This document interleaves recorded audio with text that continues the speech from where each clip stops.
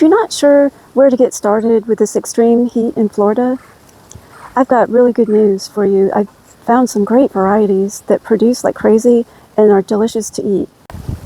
My name is Phil, and today I'm going to be showing you the different problems of growing in this extreme heat, and then we'll go over some of my favorite varieties that I plant every year.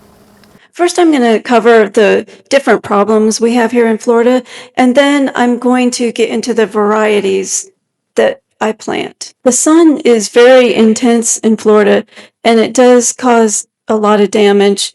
Powdery mildew also happens because of the humidity, and a lot of spider mites, which they are really hard to find.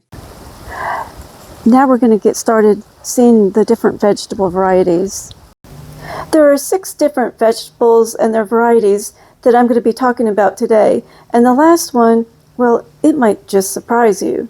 The first vegetable I'm going to talk about is pepper. My favorite is the Mad Hatter.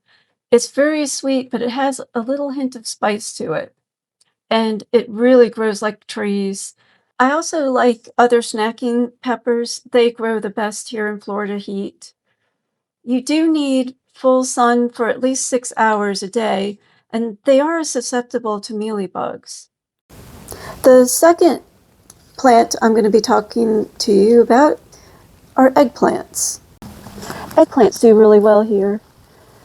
These are Japanese style, and they'll do okay in the summer, but the white ones do a lot better, and my favorite is called Bride, and I'll show you a picture of what it looks like now.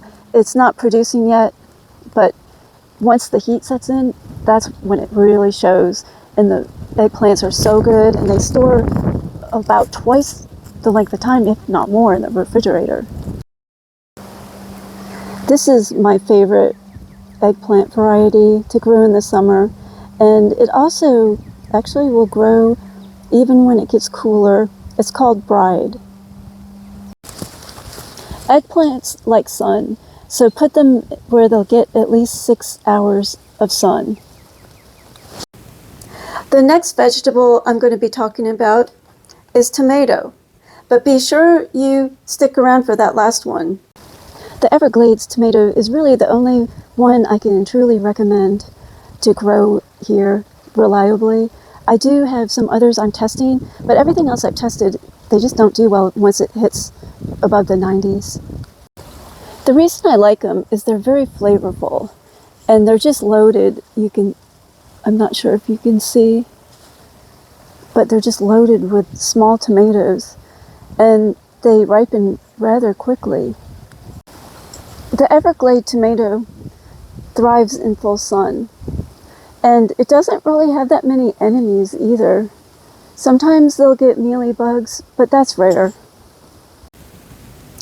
The next vegetable I'm going to be talking about is okra. My favorite is the Jing orange. It's got a beautiful flower and reddish orange okra. Okra needs full sun. It is susceptible to aphids. The next vegetable I'm going to talk about is sweet potatoes. Be sure you stick around for that last one.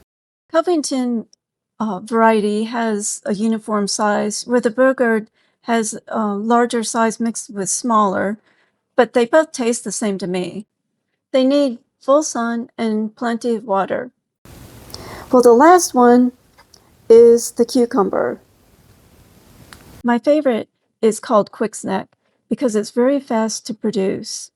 Any snacking or mini cuc will work.